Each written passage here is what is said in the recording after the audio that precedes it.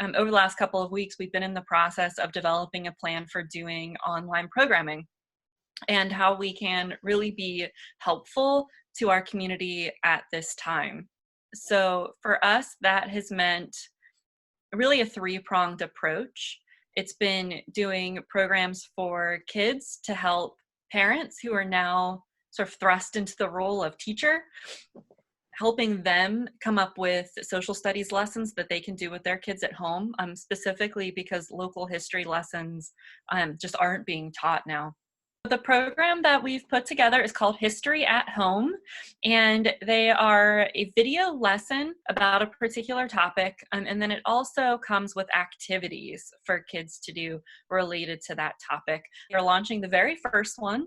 It will be on the history of printmaking in Trumbull County. So the very first newspaper was started here in 1812 by a man named Thomas Denny Webb, and that was actually the ancestor to the current Tribune Chronicle.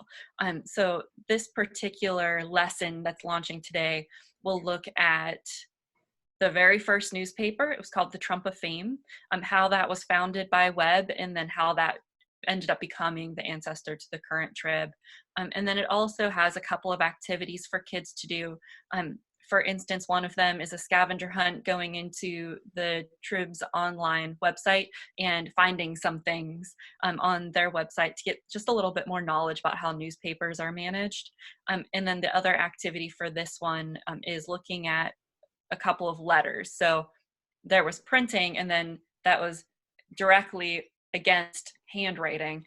So looking at letters in our collection that were published in the early 1800s and asking kids to try to read them and transcribe them to show how writing has changed so much. The Sunday Speaker Series, which is a staple program that we run, we have a nice following every month. It's a free lecture the first Sunday of every month, and we are continuing those. We're just bringing them online like this through video chat, and people can join us that way, and we'll have a guest speaker join us same exact first Sunday of every month. This year, we also had a series of walking tours scheduled. So we are pausing for the moment the Trumbull County Second Saturday Township Tour series, and we're just going to reschedule those later in the year. But we are continuing with the Warren walking tours online. So at the end of April, we'll post a Millionaire's Row walking tour.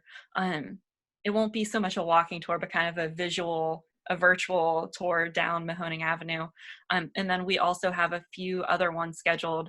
The first week of May, there will be one on women's suffrage, because this is the 100th year anniversary of women's right to vote. And then at the end of May, we'll also do a virtual tour of Packard Park.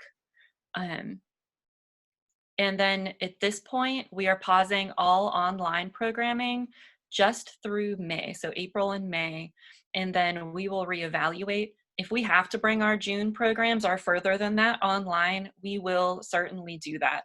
But at this point, we're planning at this moment to continue in person starting June.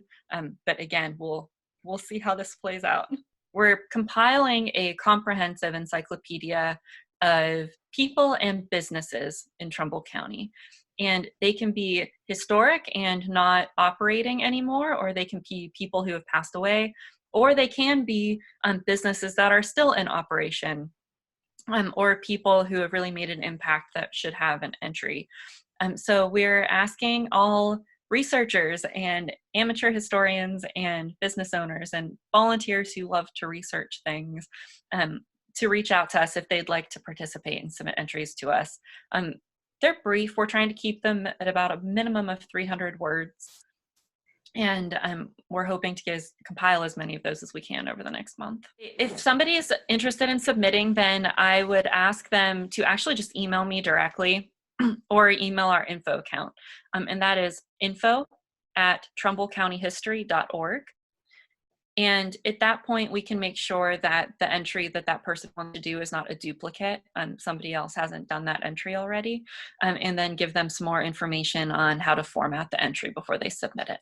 BusinessJournalDaily.com 3 Minutes With is brought to you by... For over a century, Farmers National Bank has stood strong. Through booms and busts, peaks and valleys, we've learned to know the seasons and how to grow in each of them. During challenging times, everyone is reminded of the value of solid relationships in both life and business. Farmers, stand strong.